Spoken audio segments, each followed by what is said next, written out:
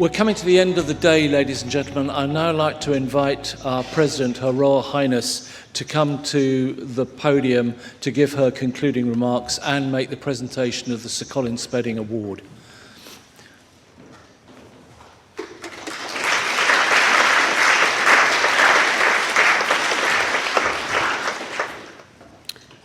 Thank you, Tim. Ladies and gentlemen, always a pleasure to join National Equine Forum. This is the 34th. You've probably heard that before. And I particularly want to speak and thank all the speakers and contributors today. A broad spectrum programme, I think you'll agree. But above all, thank you all for joining us on this occasion, on whichever method you've chosen to come. But those of you who are here, thank you very much. I hope you feel that this reflects some of the interests and areas that are particularly relevant in this day and age are being covered in an area where I think we probably pride ourselves on the ability to have a real debate, a debate that really does listen, and your contribution is vital to that. And you cover such a wide area of interest, which is even more important from that perspective. Your wide interests, different sectors, and different opportunities. And although you have got different challenges, I fear that quite a lot of us have got the same challenges in facing which is facing the equine world at the moment. But it's also bringing in that area of realism and cooperation that can make a real difference. And I think all of you and all of those sectors and all of those interested parties have been under real pressure this last year, and nobody quite knows where those pressures are going and how difficult they're going to be to deal with. Perhaps that makes the point that collaboration and cooperation is when it's at its most important, because you all need to share what information and experience you have in order to make those issues slightly less difficult. But the pressures are there. And we've heard some of your speakers talk about how that's resulted and their ability to help people get over it. But that real debate, it comes out in the questions. It comes out from the floor here, and I think from Slido, and there are probably more on there as well. I hope you feel that this is not only do you get some of the answers here, but this is a way of keeping that debate going, and that you know where you're going to get accurate answers from knowledgeable people. We know, and I've probably complained about this before, that the internet has provided a vast amount of information, not all of it accurate, and quite hard to discern the difference. I think I would confidently say that if you come here, you will get the factual answer and the real facts in answer to your questions. That's a good place to start the debate from. All sorts of areas of discussion. The fact that you all share a similar background, and I suspect you all have your own definition of what the benefits of having connections with or owning horses, and their various different ways. And I was struck by how quite simple changes, simple offers can make a real difference when they were discussing the benefits. The RDA started a scheme called Tea with a Pony, and I have to admit, I did wonder just what they thought that was going to achieve. But meeting people who've done it, and the groups that do it, and the popularity of it as an event is quite amazing. And many of these people, you find, have got backgrounds in horses that you would none of their families believe, had no idea that they had. And others had absolutely no contact with horses in any shape or form, in working, small or otherwise, and what a difference it made to them. And I think that underlines something that is not easy to judge, and certainly not easy to assess and evaluate, is just what having a contact with an animal like a horse has. And I thought the Tea with the Pony is really very interesting in unit, because I mean, you don't have tea, do you, with a pony? No, I mean, but it works in some extraordinary way. It's an introductory phase. But for some people, as I say, previous knowledge, some people, no knowledge. But I don't know how you evaluate that. People just recognize that it did them a lot of good. So I think there's a challenge always here to try and judge what the benefits are. But having said that, having the right assistance at the right time, developing that, the ability to share knowledge that can support individuals who either do have, want to have, or are past the stage they can have, at the various stages in their life where there is a way of coping with the next stage. And I believe that here, that debate has also been well touched upon. The difference for livery businesses, are they businesses? Are they sustainable, or are they benefits to the community, which nobody has seen in that way before? And I know I've been to quite a few through the BHS's support, where the recognition of their community benefits is much higher than it was before. It's just regarding them as a business that is just is in an area. That's an important point to make to mostly local councils, but also wider audience.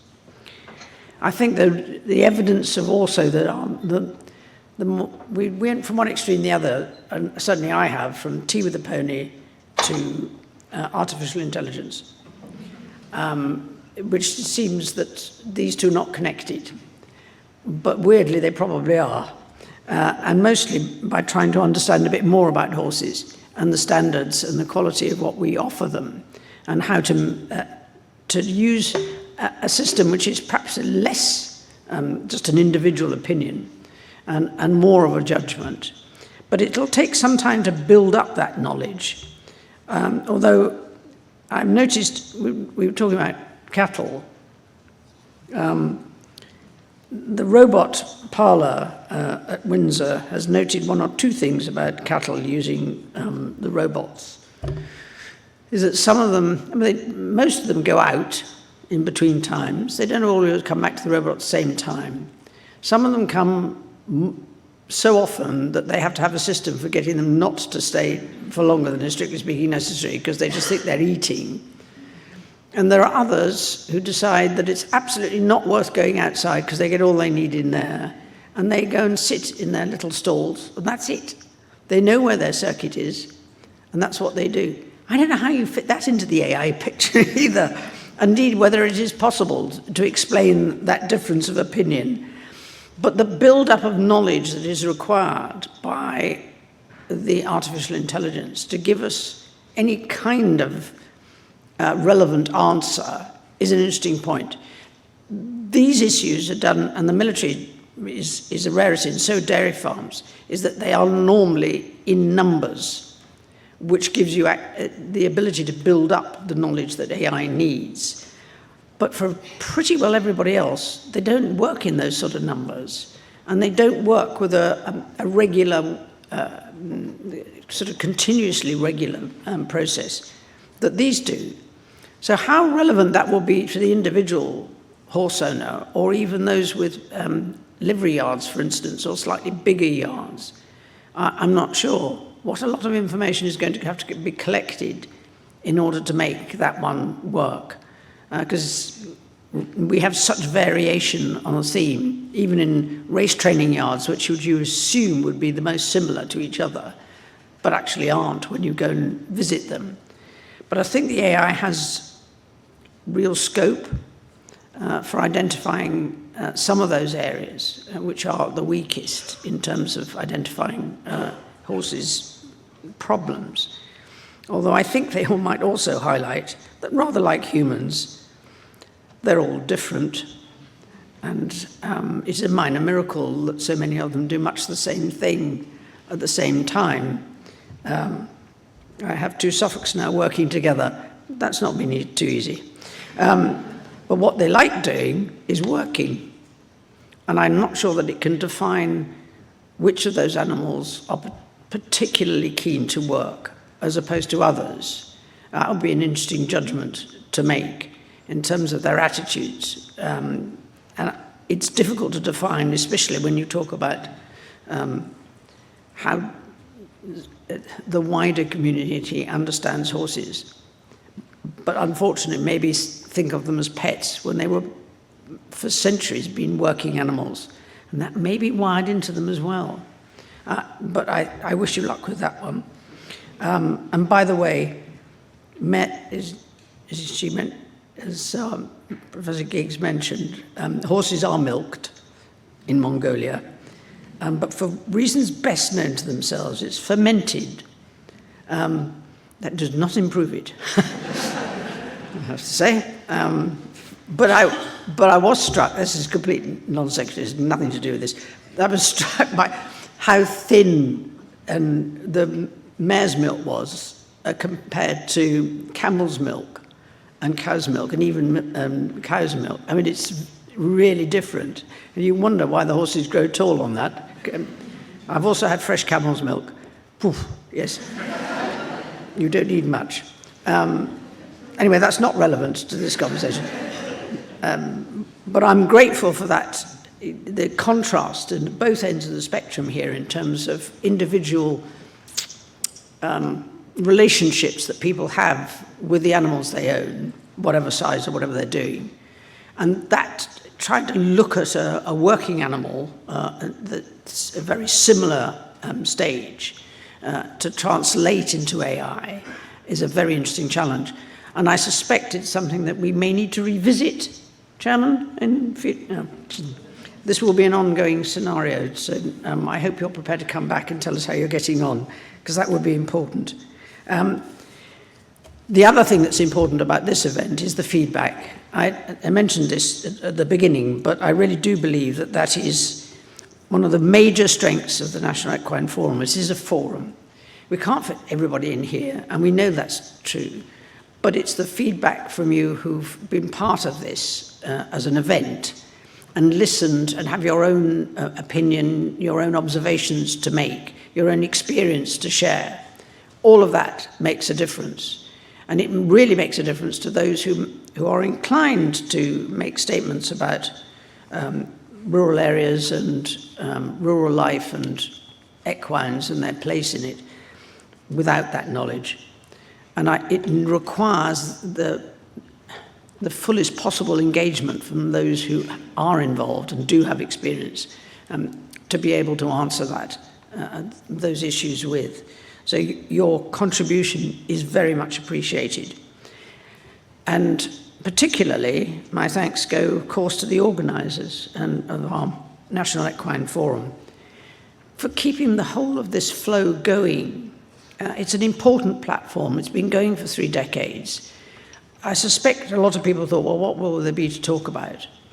I hope you over the years, have recognised that, yes, the animal remains pretty much the same, and the relationships do, but there's a lot more information out there to be able to make use of. But we also have to know where it's useful. Is it truly appropriate? And does it really work for the horse? And that's probably the value of the debate in terms of working out what, if it's new, is it really useful? The art of the possible, is it strictly speaking necessary? But in our case, it's understanding the animal as an individual, as well as after all, in theory, it's a herd animal, although I know 1 or 2 that never liked any other horses, so I'm not sure they got the briefing. But all of those things create debate and continue to create debate, and people still ask us questions. I hope you feel that the forum is an appropriate place. And to our organisers, for finding the right people, for getting that pitch right, for supporting this event and making sure that it works, we owe them a huge thank you as well. And finally, I'm delighted to welcome our winner of the Sir Colin Spedding Award. And weirdly, I don't have a Chinese proverb, which I think is the first time it's been truly needed and possibly even appreciated in this instance. But this is a candidate who really does fulfill the requirement of the Colin Spedding Award, as they all are. Definitely sufficient merit as an individual, and an exceptional contribution to the world of horses and ponies on an international basis, which is really, again, a huge benefit to us. And we have been spoiled for choice, but this individual, I think, was a very obvious choice. You will be able to make your nomination for the 2027 Sir Colin Spedding Award via the website after the close of the forum. And I'm sure, at least I rather hope, that today has inspired you to think of people that you think have made an impact, but also hearing our lecturer today. That will be circulated after the event. As you know, of course, the winner receives a certificate that he can keep permanently, but the thing he can't keep, but he will get, is the bronze of the stag beetle, which is very much the Colin Spedding part of the award, and we're delighted that we have it still. Can I now ask Jim Eyre, who's the organising committee member, to read out the citation for the Sir Colin Spedding Award? I moved myself. The Colin Spedding Award 2026 is awarded to Professor Chris Riggs for his exceptional dedication to equine welfare worldwide. Described a force of nature, he has advanced veterinary education and clinical standards across Asia, particularly the Chinese mainland and Hong Kong, through his scholarship, advocacy, and the founding of the Equine Welfare Research Foundation. His impact has strengthened the care of horses globally. His contribution is not only measured in his achievements, but in the transforming the future for equine well-being. Chris, please come to the stage to collect your certificate and the bronze stag beetle from our President, the Princess Royal.